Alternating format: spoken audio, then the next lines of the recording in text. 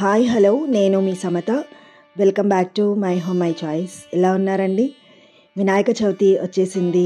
11 రోజుల పాటు వినాయకుని పూజలతో ఎంతో హడావిడిగా ఉంటుంది. సో ఈ వినాయకుడికి నైవేద్యంగా ఉండ్రాలు, దద్దోజనం, పులిహోర, మోదకాలు ఇలా అన్ని చాలా రకాలు నైవేద్యాలు పెడతారు. కానీ వినాయకుడికి స్పెషల్గా ఇష్టమైన నైవేద్యం మోదకాలు. సో ఈరోజు మన వీడియోలో మోదకాలు ఏ విధంగా తయారు చేయాలో చూద్దాము. ఈ మోదకాలు బియ్యం పిండితో చేశారండి. సో ఫస్ట్ ఇలా కడాయి పెట్టేసుకొని దీంట్లోకి 2 కప్పుల వాటర్ వేసుకుంటున్నాను. సో వాటర్ మరిగేటప్పుడు దీంట్లోకి 1 స్పూన్ నెయ్యి వేసుకోవాలి. అలాగే తగినంత సాల్ట్ వేసుకోవాలి. ఇది ఒక్కసారి ఈ విధంగా కలిపేసుకుందాము. ఇది కొంచెం మరిగిపోయిన తర్వాత దీంట్లోకి బియ్యం పిండి వేసుకొని కలిపేసుకోవాలండి. సో ఈ విధంగా కలిపేసుకొని ముద్దలాగా అయ్యే విధంగా మొత్తం కూడా కలిపేసుకోవాలి. ఈ మోదకాలు బియ్యం పిండి, కొబ్బరి, బెల్లం కాంబినేషన్తో చేశారనమాట. సో స్పెషల్గా వినాయకుడికి పెట్టే ప్రసాదాలు ఇది కూడా ఒకటండి. వినాయకునికి ఎంతో ఇష్టమైన మోదకాలలో ఇది కూడా ఒకటి. సో ఇలా కలిపేసుకున్న బియ్యం పిండిని ఇలాగే ఉంచేసి మూత పెట్టి కాసేపు పక్కన పెట్టేసేయాలన్నమాట. తర్వాత ఓపెన్ చేసి కాస్త చల్లారాక పిండిని మొత్తం కూడా ఈ విధంగా సాఫ్ట్గా ముద్దలాగా అయ్యే విధంగా ఇలా రెడీ చేసి పక్కన పెట్టేసుకోవాలి.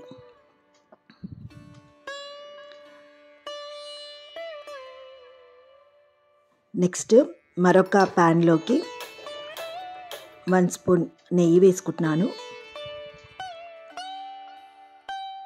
దీంట్లోకి 1 కప్పు తురిమిన పచ్చి కొబ్బరి వేసుకోవాలి. ఇది ఇలాగా సిమ్లో ఉంచుకొని కలుపుతూ ఉండాలండి. పచ్చి కొబ్బరి కొంచెం లైట్గా బ్రౌన్ కలర్ వచ్చే విధంగా సిమ్లో ఉంచుకొని కలుపుతూ ఉండాలి. సో చూస్తున్నారు కదా, కలర్ కూడా చేంజ్ అవుతుంది. సో ఇలా నేతిలో వేయించడం వల్ల పచ్చి కొబ్బరి టేస్ట్ అనేది చాలా చేంజ్ అవుతుందండి. కొంచెం కొబ్బరి బ్రౌన్ కలర్లోకి వచ్చాక దీంట్లోకి 1 కప్పు బెల్లం వేసుకోవాలి. అంటే 1 కప్పు కొబ్బరి వేసుకున్నాం కాబట్టి అంతే క్వాంటిటీలో 1 కప్పు బెల్లం వేసుకోవాలండి. తీపి ఎక్కువగా తినాలి అనుకుంటే కాస్త ఎక్కువ వేసుకోవచ్చు, లేదంటే కాస్త తక్కువైనా వేసుకోవచ్చు.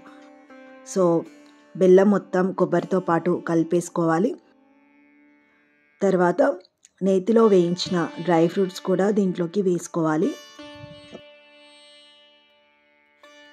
సో ఇలా సిమ్లో ఉంచుకొని కలుపుతూ ఉండడం వల్ల మనకి టెక్స్చర్ మొత్తం కూడా ఇలా గట్టి పడుతుందన్నమాట.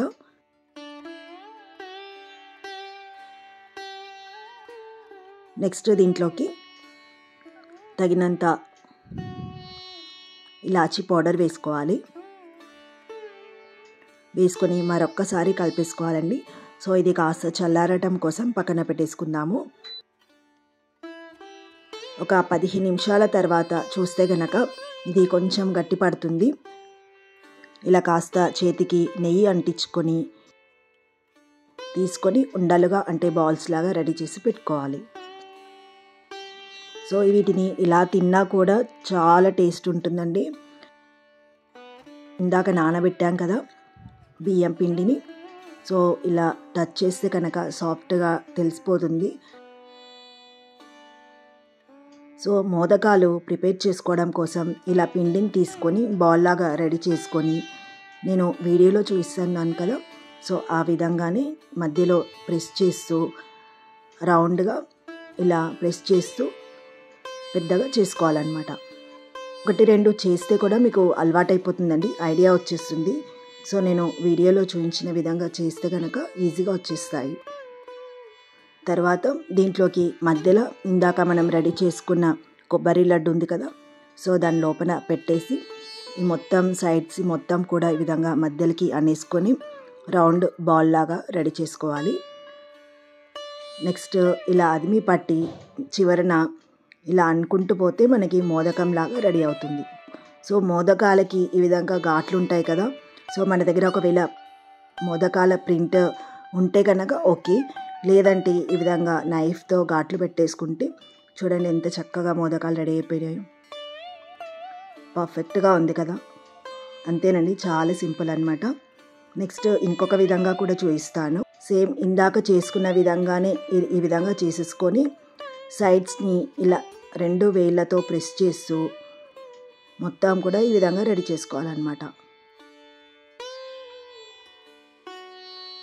సో ఇలా మధ్యలోకి పెట్టేసుకొని సైడ్స్ మొత్తం కూడా దగ్గరికి అనుకుంటూ రౌండ్గా దగ్గరికి అనుకుంటూ ప్రెస్ చేసుకుంటూ మోదకంలాగా రెడీ చేసుకోవాలి.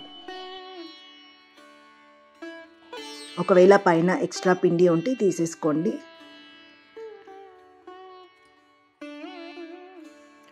చూసారు కదా ఎంత సింపుల్, చాలా ఈజీగా అయిపోతుంది. ఆల్రెడీ వచ్చిన వాళ్ళు ఉంటే మాత్రం చాలా ఫాస్ట్గా చేసేస్తారనమాట. నెక్స్ట్ వీటిని మనం స్టీమ్ చేసుకోవాలండి. ఇడ్లీ కుక్కర్లోకి కొన్ని వాటర్ యాడ్ చేసుకొని ఈ విధంగా పెట్టేసుకుంటే సరిపోతుంది. 15 to 20 minutes స్టీమ్ చేసుకుంటే మోదకాలు కూడా ఉడికిపోతాయి. చూసారు కదండి, చాలా ఈజీగా అయిపోతాయి. సో ఈసారి వినాయకునికి ఈ విధంగా మోదకాలు రెడీ చేసి పెట్టండి. సో చాలా సింపుల్ అన్నమాట, చాలా ఈజీగా కూడా చేసుకోవచ్చండి. సో నెక్స్ట్ టైం మీరు చేసేటప్పుడు ఈ టిప్స్ ఫాలో అయితే కనుక పర్ఫెక్ట్గా మోదకాలు చేసుకోవచ్చు. సో ఈ వీడియో కనుక మీకు నచ్చితే లైక్ చేయండి, షేర్ చేయండి అండ్ కామెంట్ చేయండి. నెక్స్ట్ టైం మరొక మంచి వీడియోలో మళ్ళీ కలుద్దాము మన మై హోమ్ మై చాయిస్లో. అప్పటి వరకు నమస్తే, థ్యాంక్ యూ.